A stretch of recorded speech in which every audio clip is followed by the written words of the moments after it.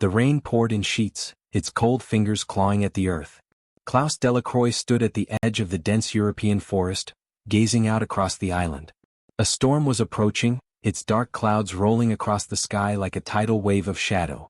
Yet, his thoughts remained on the temple hidden deep within the heart of the island, an ancient structure buried by time and forgotten by the world. Klaus had heard rumors of its existence. Whispered tales passed through generations of seafarers and scholars, all of them careful not to speak too loudly of what lay hidden within its walls.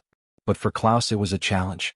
He had dedicated his life to uncovering the forgotten places of the earth, those secretive ruins where history and myth collided. This island, isolated and untouched by civilization, had called to him in his dreams, its presence a haunting whisper that gnawed at his sanity. Now, standing in the shadow of its looming trees, he was finally here. The air tasted of salt, thick with the scent of the ocean, as Klaus made his way toward the temple.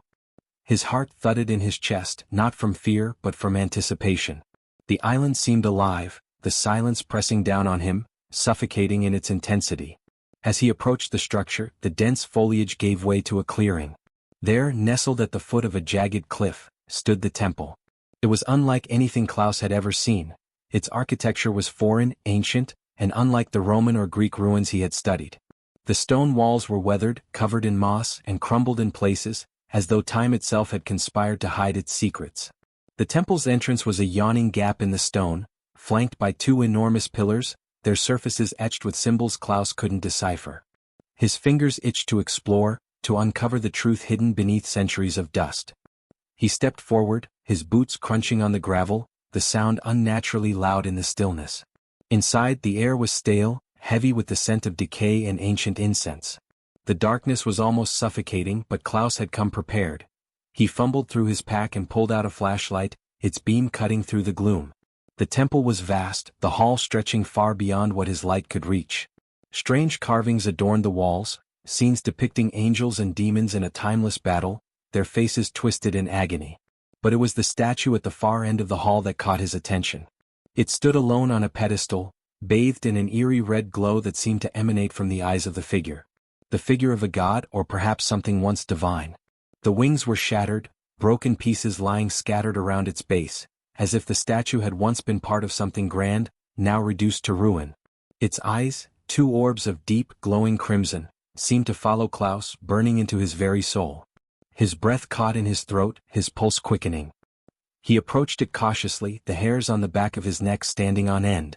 The air grew colder with every step, as though the temple itself was aware of his presence. Klaus reached out, drawn by an invisible force, his fingers trembling as they hovered just inches from the statue's surface. And then, without thinking, he touched it. The moment his skin made contact, the temperature plummeted. A sharp, searing pain shot through his hand, as though the stone itself had come alive, a living entity twisting in agony. His vision blurred, and a cold, chilling whisper echoed in his mind. "You should not have come." Klaus staggered back, his breath ragged, his heart hammering in his chest. The whispers grew louder, now a chorus of voices, distorted and frantic.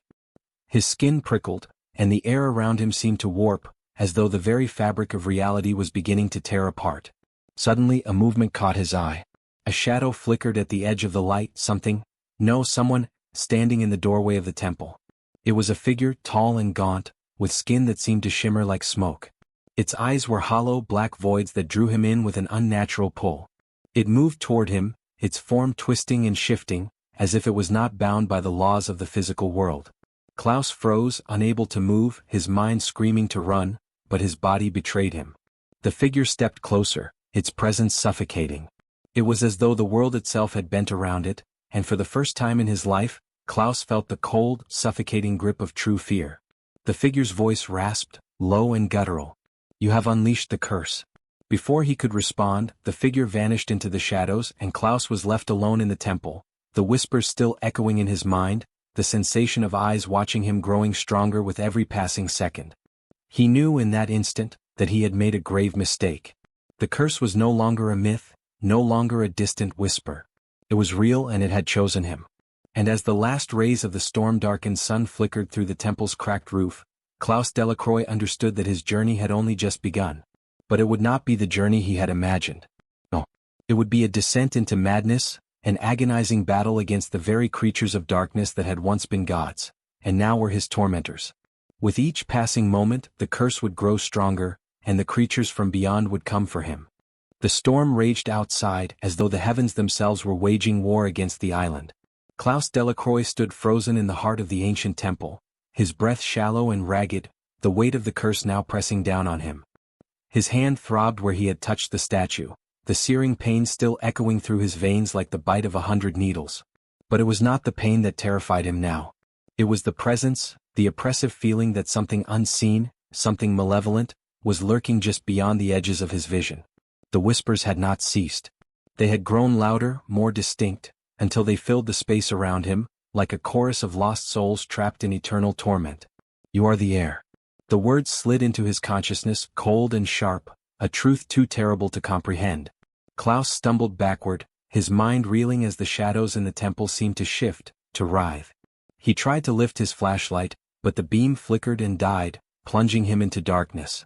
Panic surged within him and he fumbled for his matches, lighting one with trembling fingers. The tiny flame sputtered weakly in the oppressive air. As the light flickered, Klaus's gaze snapped back to the statue. The red eyes gleamed brighter now, pulsing in rhythm with the beat of his own heart. The wings, once broken and decayed, appeared to shift, as though the stone was regenerating itself before his eyes. A low rumble echoed from the depths of the temple, as though the very earth was groaning in pain. "It is awake," the whispers hissed. "The fallen one has been roused." Klaus's mind raced. The figure he had seen earlier, the shadow that had stalked him in the dark, hadn't been a trick of the light, nor a figment of his overactive imagination. It had been real, a manifestation of the curse that now claimed him. He could feel it now, an icy tendril of fear crawling down his spine, tightening around his chest until he could barely breathe. He knew he had to leave. His instincts screamed at him to flee, to escape this island and never look back. But his legs refused to obey. The curse had already taken hold of him, twisting his body, his mind, his very will. And worse still, he knew it was only just beginning. Suddenly, the ground beneath him shuddered, a violent tremor rocking the temple. Klaus lurched forward, his hands bracing against the stone walls to steady himself. His flashlight rolled across the floor, its beam landing on something strange. A shadow, no, not just a shadow, was moving along the temple's edge. It was shifting, slithering like a thing made of darkness, with eyes that gleamed like burning coals. Klaus's heart skipped a beat. The figure was not alone. More shadows followed it, each more grotesque than the last, like twisted, deformed versions of human shapes. Their faces were pallid, their eyes blackened voids, empty of emotion yet brimming with an unbearable hunger. The creatures slithered closer, their bodies undulating with unnatural grace, their movements jerky and erratic, as though they existed between realms. Klaus gasped in horror. These were the creatures the whispers had spoken of, the very entities that had once been angels, now fallen to a twisted existence beyond comprehension. Their forms shifted, flickering between solid and ethereal, as if they were tethered to a world that no longer existed. The air grew colder still, and Klaus could feel their presence closing in on him. His pulse raced, the fear gnawing at his insides like a living thing. They circled him, these cursed beings, their eyes gleaming with malice as they whispered in unison, "The heir. There." Klaus could feel the weight of their gaze, each one pressing in on him, a suffocating force. His throat went dry and he staggered backward, his heart hammering in his chest. But no matter how far he moved, the creatures followed, their movement unervingly fluid, always within his line of sight. "What do you want from me?" Klaus managed to choke out, his voice hoarse and trembling. The creatures tilted their heads in unison as though considering his words, their gaze never leaving him. The leader of the creatures, a figure taller than the rest, stepped forward. Its face was a grotesque parody of an angel's, with skin the color of ash and wings that were nothing more than tattered rags. Its eyes, glowing with a sickly red hue, pierced through him like needles. "You have chosen, or rather you have been chosen." The voice was not spoken, but felt deep within Klaus's mind, like a vibration in his very bones. "The curse is upon you. You are the heir to the fallen one's torment. The chains have already been placed. You cannot escape." Klaus's mind reeled. He tried to make sense of the words, but it was impossible. The creatures had no mercy, no compassion. They were nothing but pure malice, driven by the curse that bound them to this forsaken place. The leader creature reached out with a clawed hand, its fingers elongated and sharp like talons. It brushed lightly against Klaus's forehead, and in that instant, a flood of images crashed into his mind. Terrible visions of the past, ancient battles between gods and demons, celestial beings falling from grace, their once glorious forms now twisted and broken. He saw the fallen angel, the one whose statue had been in the temple. Its wings had been torn from its back in a brutal, bloody battle, and its eyes, once full of light, had turned into pools of eternal darkness. Klaus stumbled back, overwhelmed by the sheer weight of the images. His mind was unraveling, the curse sinking deeper into his soul. He could feel the creature's power leaching into him, draining his will, twisting his very essence. "You will become one of us," the leader whispered. "You will bear the curse until the end of your days. There is no escape, only suffering." With that, the creatures retreated into the shadows, vanishing like smoke, leaving Klaus alone in the temple once more. But the silence that followed was far more suffocating than before. The air was thick with a malevolent presence, as though the temple itself had come alive, its very stones watching him, judging him. Klaus sank to his knees, his body trembling with fear and exhaustion. His hand, still throbbing from where he had touched the statue, burned with an unnatural heat. He could feel the curse spreading through him, his body beginning to twist and warp with every passing second. His mind screamed for him to fight, to resist, but deep down he knew that it was already too late. The island had claimed him. The curse had claimed him. And now there was no turning back. In the distance, a soft, faint whisper echoed through the temple, drifting on the wind like a haunting lullaby. "The Fallen One is watching." And Klaus realized with a chilling certainty that the true horror had only just begun. The moon hung low in the sky, casting its pale light through the shattered ceiling of the temple.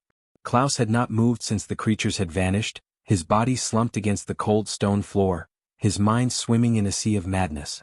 The whispers still lingered, echoing through his thoughts, a constant hum like 1,000 voices murmuring just out of reach. He tried to stand, but his legs felt weak as though they were no longer his own. His hand, where the statue had touched him, burned with a fire that had not waned since the moment of contact. It was as though the curse had taken root deep within him, spreading through his veins like poison, feeding on his very soul. Klaus stumbled to his feet, his breath coming in shallow gasps. The temple seemed to shift around him, the walls warping and stretching as though they were alive. The air was thick with an oppressive weight, and the deeper he breathed, the heavier the air seemed to become. The sensation of being watched never left him. It was as though the very stones themselves were alive, eyes embedded in the walls, always observing him. He stumbled toward the exit, desperate to leave, but something stopped him. Something unseen, something powerful. He froze in place, his heart hammering in his chest. The whispering grew louder, more urgent, its voices a chorus of agony and wrath. "You cannot escape." The voice rang in his ears, a deep, gravelly tone that made his bones ache. Klaus's eyes darted around, but he saw no one. The temple was empty, its vast chambers yawning like darkened tombs. And yet, the voice seemed to come from every direction, filling the space, suffocating him. The curse was inside him now. He could feel it writhing in his chest, clawing at the edges of his mind, its presence growing stronger with every passing moment. He had no way of knowing how much time had passed, whether it had been minutes or hours since the creatures had left him. But in that moment he understood the terrible truth. He would never be free. The thought was a cold weight on his heart, sinking deeper and deeper until it threatened to crush him. The creatures, the fallen beings, had marked him and they would not release him. The curse was his inheritance, his destiny. There was no fighting it, no escaping it. He was bound to it now, tethered by a force older and more powerful than anything he could comprehend. Klaus's breath came faster, his panic rising like a tidal wave. He had to do something. He had to do something before the curse consumed him entirely. He turned back toward the temple's heart, where the statue of the fallen angel still stood, its glowing red eyes watching him like a predator stalking its prey. The statue. The source of the curse. He staggered toward it, his legs shaking beneath him. The whispers grew louder, more frantic, until they were a maddening din in his ears. "Don't touch it again," they pleaded, but their words were lost in the rising tide of horror that threatened to drown him. Klaus reached the pedestal, his hand hovering above the statue once more. The cursed heat from the stone radiated out, curling around his fingertips, urging him to touch it again. And against his better judgment, against everything that screamed in his mind to stop, he placed his hand on the stone once more. Instantly, a violent shock coursed through his body. The pain was indescribable, a jagged, fiery surge that split through his chest and down his arms, like lightning striking his very soul. He screamed, his voice echoing off the walls, but the sound was swallowed by the cavernous hall.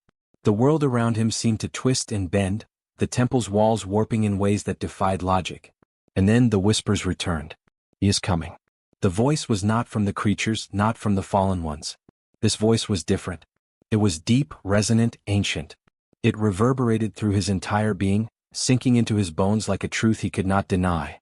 The voice of the fallen one. Klaus's vision blurred, his knees buckling beneath him as the ground seemed to tilt beneath him. He collapsed to the floor, gasping for air, his chest tight with the suffocating weight of the curse. His mind spun in a dizzying spiral, his thoughts racing with fear and confusion. He had no idea what was happening, no idea why he could still hear the fallen one's voice, even as his senses reeled. "He is coming for you, Klaus Delacroix." The words were a whisper, a command, and the terror they invoked was unlike anything he had ever felt. He could feel the ground tremble beneath him, and he heard something, the faintest scrape of claws against stone, the scurrying of something moving in the dark. It was coming closer. Desperation surged through him. He had to leave. He had to get off this island. But the voice, the presence, was closing in. It surrounded him, an inescapable force, suffocating him with its weight. It was not a creature, not a being that could be seen with the eyes, but something that existed in the very fabric of the air itself. Klaus Delacroix. The voice was a command resonating deep in his mind. The presence was now behind him, as though something loomed just at the edge of his awareness. Something ancient, something far worse than the creatures he had already seen. "Come to me and you will see your destiny unfold." Klaus's breath hitched in his throat as the weight of the curse crushed him. He had no choice. The fallen one was coming, and Klaus knew with cold certainty that there was no escape. The island had become his prison, and he was its unwilling inhabitant. The whispers grew louder. His body was now his enemy, his mind torn apart by the curse's power. His heart raced, but it wasn't fear that drove him now. It was a knowing, a terrible knowledge of what he had become, of the fate that awaited him. The fallen one was coming. And Klaus Delacroix was no longer merely a man. He was a vessel, a living pawn in a game that had been set into motion long before he had ever set foot on this forsaken island. The darkness pressed in, and the temple, once a place of mystery, had now become his tomb. Klaus closed his eyes, his mind spiraling into the abyss. The curse was complete. Klaus's body felt like a weightless, broken thing as he lay on the cold stone floor, his breath coming in shallow, jagged gasps. His head swam, the edges of his vision blurring, his mind torn between reality and nightmare. He had heard the whispers again, a maddening hum in the back of his skull, but now they were quiet, as if the curse had finally grown bored with its victim. But that silence, that stillness, was worse than any noise. It was suffocating, unnatural. The air in the temple seemed to have thickened, congealing around him like a viscous liquid, slow and heavy. It pressed in from every direction, making it hard to think, hard to breathe. The weight of it seemed to crush his ribs, and each shallow breath he drew felt like it might be his last. For a moment, Klaus thought he had passed out, his body finally succumbing to the exhaustion that had been building since he first stepped onto the island. But no. His senses were too sharp now, too alert to ignore. Something was moving in the dark. The temple, once a quiet monument to forgotten gods, now felt alive. The walls seemed to pulse with a faint, rhythmic vibration, as though the entire structure were breathing. Klaus sat up, his limbs sluggish, his mind struggling to maintain any semblance of control. His skin felt tight, stretched, as though something was trying to push out from within him. A low growl echoed from the shadows, faint at first but growing louder, more distinct. Klaus's heart pounded, his pulse quickening.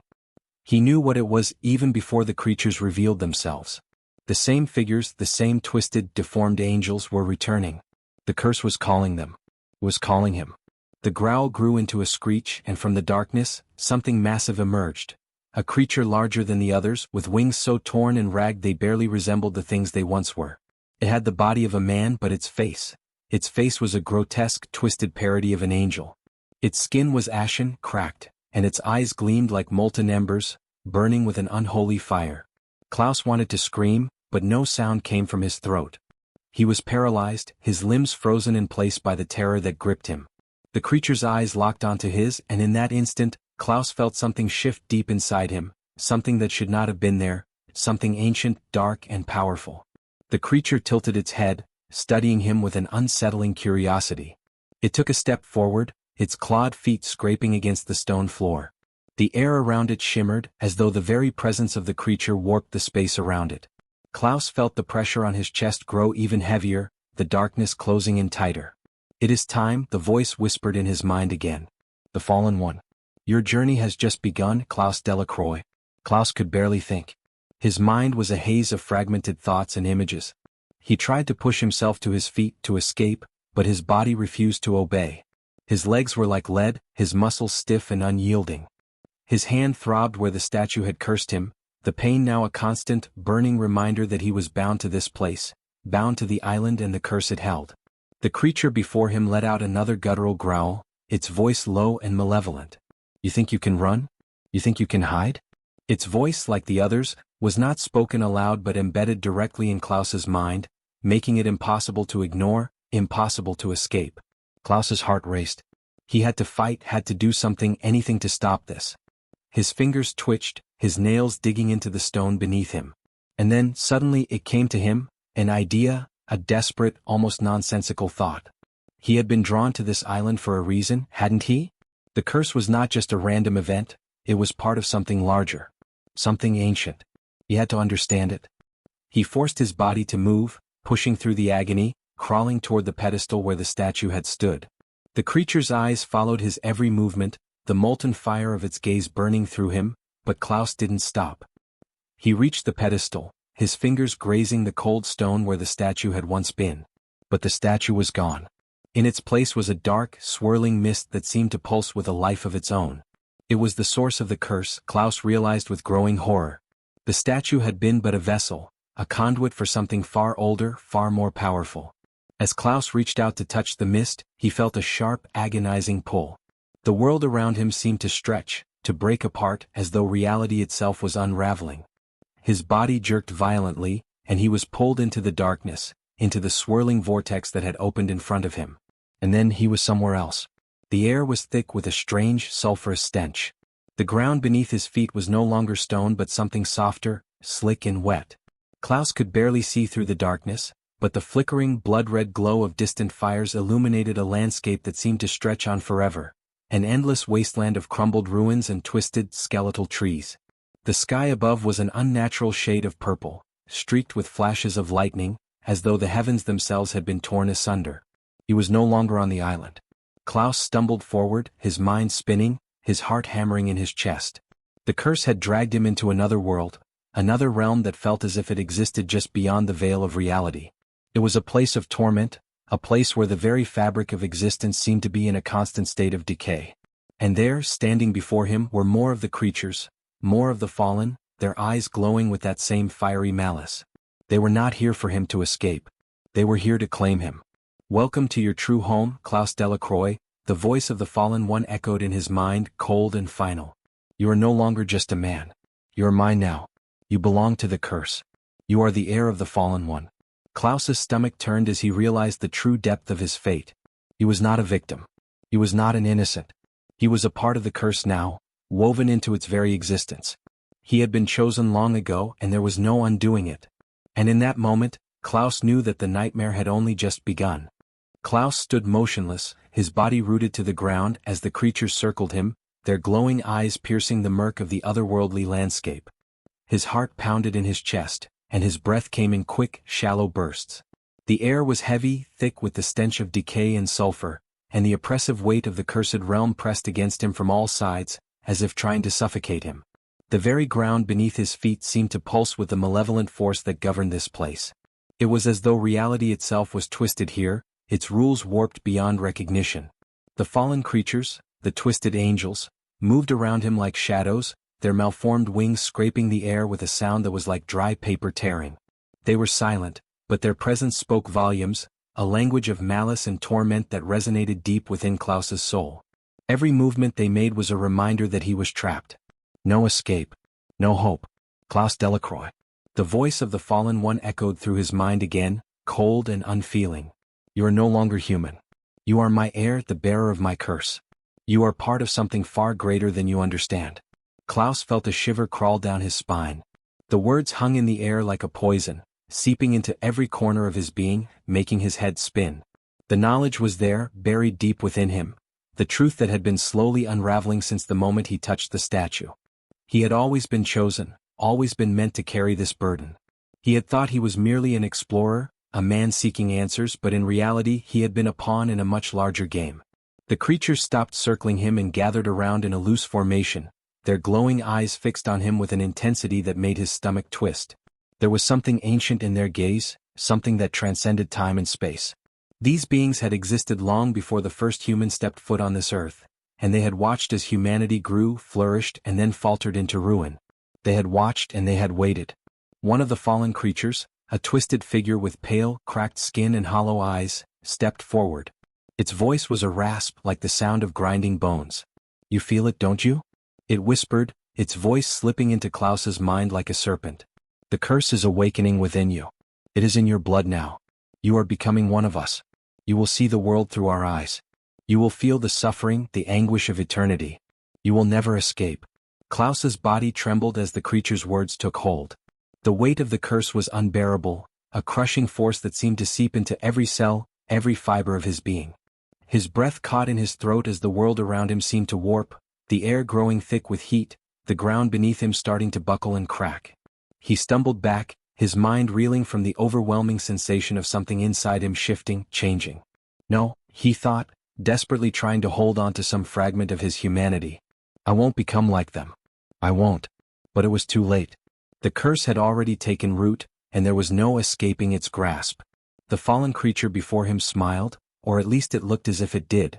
Its cracked lips pulled back in a grotesque grin, revealing jagged teeth that were too sharp to belong to any mortal being. "You cannot fight it, Klaus. The curse is not something you can will away. It is a part of you now.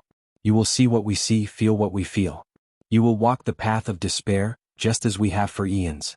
Klaus clenched his fists, his nails digging into his palms as he fought against the rising tide of madness that threatened to consume him. His vision blurred, and the world around him seemed to twist and distort, the sky above flickering like a broken reflection. He heard whispers, hundreds, thousands, voices crying out in pain, in sorrow, in agony.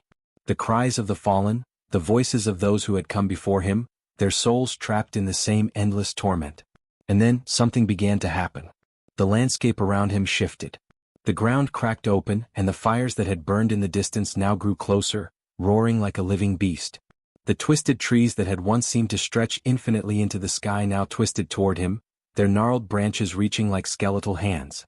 The very air seemed to warp, becoming thick and suffocating, as though the world itself was suffocating under the weight of the curse.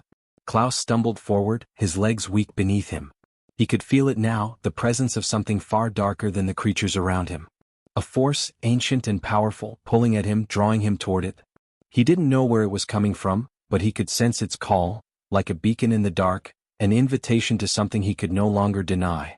The creatures watched him, their eyes gleaming with an unsettling mixture of hunger and amusement. "Do you feel it?" The voice of the fallen one whispered again, filling his mind. "The pull of your destiny. You were always meant for this, Klaus. You were chosen to inherit the curse, to carry it into the world of men." Klaus's heart pounded, his thoughts scattered and broken. He had come to this island seeking answers, but all he had found was horror, endless, unrelenting horror. The weight of the curse was too much, too heavy to bear. His vision swam and he could feel the darkness closing in around him, threatening to swallow him whole. "No," he thought, his mind screaming against the inevitable. I can't become like them." But deep down he knew it was too late. The curse had already marked him and there was no turning back. The air around him grew colder and the whispers intensified, becoming a chorus of voices, all speaking at once, their words a tangled mess of anguish and longing. Klaus collapsed to his knees, his hands gripping the cracked ground as if it could somehow anchor him to something real. "Your soul is ours now," the voice of the fallen one echoed, cold and final. "You are the heir to the curse. You will walk with us through the endless darkness. There is no escape, Klaus. You are one of us." And then everything went black. Klaus awoke to find himself in a place that was both familiar and alien. The landscape had shifted again, but this time it felt different. The sky above him was no longer the purple hue of the cursed realm but a deep, unnerving black, as if it were not the sky at all, but a great void that consumed everything in its wake. The ground beneath him was cracked and scorched, and the distant fires had grown even closer, now surrounding him in a circle of relentless, flickering flame. The creatures stood around him, silent, their eyes fixed on him with an unwavering intensity. Their presence was suffocating, their energy oppressive as if they were drawing him in like a moth to the flame. Klaus stood, his body trembling, but he no longer felt the terror he had once known. Instead, he felt a strange numbness, a sense of resignation that settled over him like a heavy blanket. The curse had settled deep inside him, and with it came a profound understanding, a terrible understanding of what he had become. "You are one of us now, Klaus," the voice of the fallen one whispered, and Klaus finally understood. There was no escape. He was no longer human. He was no longer a man. He was something else. Something far worse. And now he would walk the path of the damned, bound to the curse for all eternity. Klaus stood at the edge of the world, the horizon a dark, smudged line that seemed to stretch forever. The cursed land beneath his feet had shifted once again, becoming more alien, more terrifying, until nothing around him resembled the reality he had once known. The twisted trees, the broken sky, and the unnatural fires were all but a distant memory, swallowed by the growing darkness that now surrounded him. He had walked this cursed path for what felt like an eternity, but with each step, he had become something less human and more like the very creatures that had once terrified him. His mind had fractured, and his soul, what little remained of it, had been claimed by the curse. No longer was he the curious explorer who sought ancient truths. Now he was an heir to a forgotten darkness, the weight of his new existence pressing down on him like an unyielding force. In the distance, the fallen one waited for him, its form an ever-shifting shadow. The entity had become his guide, his tormentor, and his companion. It had taught him the truth about the curse, the ancient god that had been trapped within the statue, the fallen angel who had once been the most powerful of all celestial beings, only to be cast down in disgrace, left to wander the realms in search of an heir. Klaus Delacroix, the voice of the fallen one, called, its tone hollow and resonant. "You are the last of us. The last to carry the curse. The last to walk the endless path of torment." Klaus's eyes scanned the horizon, his heart pounding in his chest. There was nothing left for him in the world of men. He had been torn from it, broken beyond repair, and yet part of him still clung to the hope that he could escape. "I can't live like this," he thought. "I can't be like them." But the curse had already woven its tendrils too deep into his soul. The pain was unbearable, yet it had become strangely comforting, like an old, familiar ache that never truly faded. He had tried to fight it. He had tried to break free. But in the end there was only surrender. The fallen one approached him, its glowing eyes flickering with the darkness of an ancient, incomprehensible sorrow. "There is no escaping your fate, Klaus. No turning back. You are mine now. Forever." Klaus took a step forward, his body trembling, his mind clouded with memories of his former life, of the world he had once known, of the people he had loved and lost. But all of it seemed so distant now, like a dream fading at the edges. He couldn't remember their faces clearly anymore, couldn't recall the warmth of human connection. He was lost, and the curse was his only truth. "It doesn't matter anymore," Klaus whispered to himself. It never did. The ground trembled beneath his feet as the very sky above him cracked open, revealing an endless void. From this abyss, a voice, familiar and strange, spoke as if calling to him from the depths of his soul. "Klaus." It was a voice he had once known, soft, gentle, full of warmth. His heart skipped a beat. The voice echoed again, this time clearer, more urgent. "Klaus, you can still escape." His mind reeled. "What is this?" He tried to move, but his body was frozen, anchored to the cursed realm. The fallen one's grip on him was unyielding, a suffocating force that refused to let go. But that voice was something he couldn't ignore. "Klaus, you are still human. The curse doesn't define you. You can still fight it. You can still reclaim yourself." It was a voice from the past, a memory, a whisper from the world he had lost. He felt a rush of hope, as if the very essence of his former life had reached through the darkness to remind him of who he once was. "You're not beyond redemption," the voice insisted. "You can still choose." And with that, something shifted within Klaus. The curse that had bound him to this place, the darkness that had consumed him, suddenly felt fragile, like a web of lies that could be torn apart. The pain, the suffering, the endless torment, it was all a trick, a prison of his own making. He had been so consumed by the curse that he had forgotten the truth. There was still light in him, still a flicker of humanity. With newfound strength, Klaus fought against the pull of the darkness. He reached deep within himself, grasping for the last shred of his former self, the man who had walked the earth with purpose, the man who had sought knowledge but never sought to destroy. His hands clenched into fists, and with a single defiant cry, he broke free from the grip of the fallen one. The darkness screamed in protest, but Klaus did not listen. He ran with all his might, his feet pounding against the cracked ground as he fought to break free from the nightmare that had become his existence. The fallen creatures howled behind him, but their voices were distant now, fading with every step he took. And then, just as everything seemed to collapse around him, the world exploded in a burst of blinding light. When Klaus opened his eyes again, he was back. He was standing on solid ground, the familiar landscape of the island stretching out before him. The air was cool, the scent of salt water lingering in the breeze. His body ached, his mind still foggy, but the overwhelming sense of dread had faded. He was no longer in the cursed realm. For a moment he couldn't believe it. The statue, the creatures, the endless darkness, everything had vanished.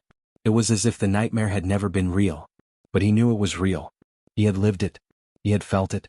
Klaus stumbled forward, his mind racing. The curse had not been broken completely, but he had escaped its worst grasp. He could still feel its presence, lurking at the edges of his consciousness, but he had taken a step back. He was free, at least for now. As he stood on the shore, staring out at the vast ocean, he realized something. The curse was not just a force of evil, it was a test. A test of human will, of strength, of the very essence of what it meant to be alive. And Klaus had passed it, barely, but still he had found a way to reclaim his humanity. For now he was free. But the question remained, would the curse ever truly release him? But this story, like so many others, is not real.